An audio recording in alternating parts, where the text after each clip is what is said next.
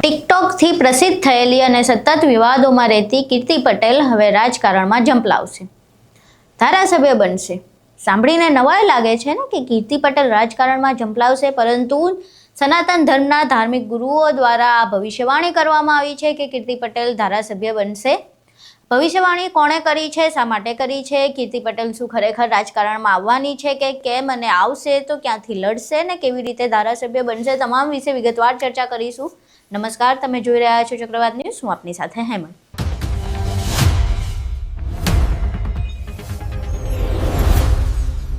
કીર્તિ પટેલ અનેકવાર સતત વિવાદોમાં ઘેરાયેલી હોય છે. હમણાંના લેટેસ્ટ વિવાદની વાત કરીએ તો ભવનાથના મૃગી કુંડમાં કીર્તિ પટેલે સાધુ સંતો સાથે સ્નાન કર્યું ત્યારથી વિવાદ શરૂ થયો. કીર્તિ પટેલ પર આ વિવાદથી 3 ગુનાઓ દાખલ હતા. ભવનાથમાં સ્નાન કર્યું એટલે ધાર્મિક લાગણી દુભાવવાનો ગુનો એક એના પર દાખલ હતો.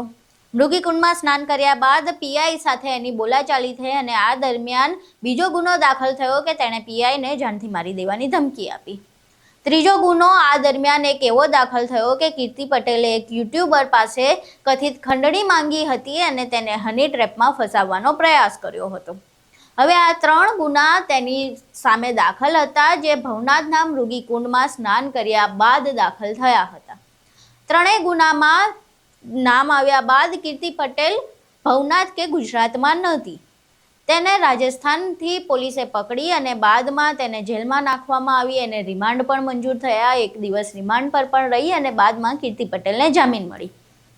પરંતુ આ તમામ જે વિવાદ ચાલી રહ્યા હતા એ દરમિયાન કીર્તિ પટેલે ઇન્દ્ર ભારતી બાપુ ઉપર ખૂબ જ ગંભીર આરોપ લગાવ્યા હતા. જો કે આ આરોપો જેલમાંથી બહાર આવ્યા બાદ બદલાઈ ગયા, કારણ કે કીર્તિ પટેલ જે ઇન્દ્ર ભારતી બાપુને ઉઘાડા પાડવાની વાત કરતી હતી તે જ ઇન્દ્ર ભારતી બાપુને પગે લાગતી તેમના શરણે પડતી જોવા મળી. હવે આ જે દ્રશ્ય સર્જાયું એમાં એક નવો મુદ્દો સામે આવ્યો, જેમાં કીર્તિ પટેલ, ઇન્દ્ર ભારતી બાપુ, તેના જે ગુરુ તેણે માન્યા હતા એવા હરિહરાનંદ બાપુ અને બાજુમાં જે મહેન્દ્રગીરી બાપુ બેઠા હતા, ત્રણેયને પગે લાગે છે ને તેમને શાલ ઓઢાડે છે. એ દરમિયાન મહેન્દ્રગીરી બાપુ એવા આશીર્વાદ આપવાનું કહે છે કે કીર્તિ પટેલને ધારાસભ્ય બનાવવાની છે. સમગ્ર ઘટના શું હતી, શું દ્રશ્ય સર્જાયું હતું તે એક વખત જોઈ લઈએ.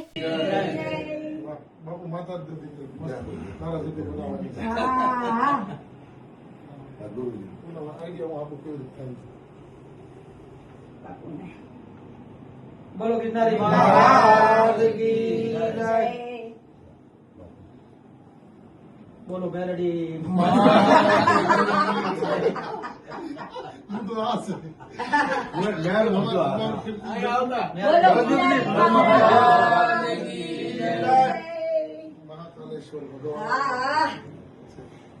રામાશંકર ગીરી રામભાઈ ચેલી વાળી બનાવજો. રામભાઈ કોઈ ટેન્શન બતાવી કે આપણે બે ચેલી છે.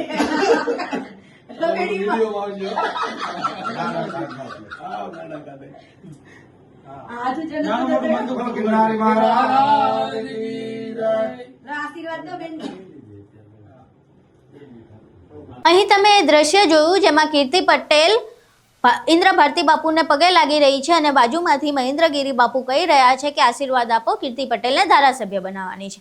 હવે પ્રશ્ન થઈ રહ્યો છે કે શું ખરેખર કીર્તિ પટેલ રાજકારણમાં આવશે અને ધારાસભ્ય બનશે? અને જો કીર્તિ પટેલ રાજકારણમાં આવે છે તો શું ઇન્દ્ર ભારતી બાપુ, હરિહરાનંદ બાપુ અને મહેન્દ્રગીરી બાપુ તેને રાજકારણમાં પ્રમોટ કરશે કે કેમ? અને જો તેઓ રાજકારણમાં તેને કીર્તિ પટેલને પ્રમોટ કરે છે તો બાદમાં કેવું દ્રશ્ય સર્જાશે તે હાલ રાજકારણમાં એક ચર્ચાનો વિષય બન્યો છે.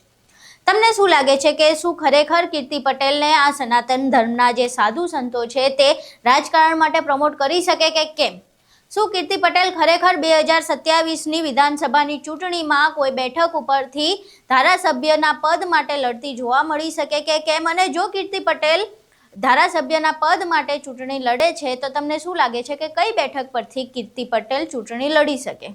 હવે કીર્તિ પટેલની ચૂંટણી લડવાની જે વાત થઈ છે એમાં એક નવી અટકળ સામે આવી છે. નવી ચર્ચા તે જ બની છે કે જો કીર્તિ પટેલ ચૂંટણી લડે છે તો કઈ પાર્ટીમાંથી ચૂંટણી લડશે? ભાજપ, કોંગ્રેસ કે આમ આદમી પાર્ટી અથવા અપક્ષ? હવે આ તમામ ચર્ચાઓ ચાલી રહી છે, એવામાં તમારું શું માનવું છે? શું કીર્તિ પટેલને રાજકારણમાં આવવું જોઈએ?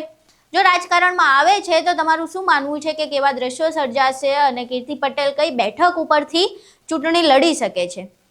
જે મહેન્દ્રગીરી બાપુનું નિવેદન સામે આવ્યું છે કે કીર્તિ પટેલને એવા આશીર્વાદ આપવામાં આવે કે તે ધારાસભ્ય બને તો શું સનાતન ધર્મના આ બાપુઓ તેને ધારાસભ્ય બનવા માટે મદદ કરશે અને તેને પ્રમોટ કરશે?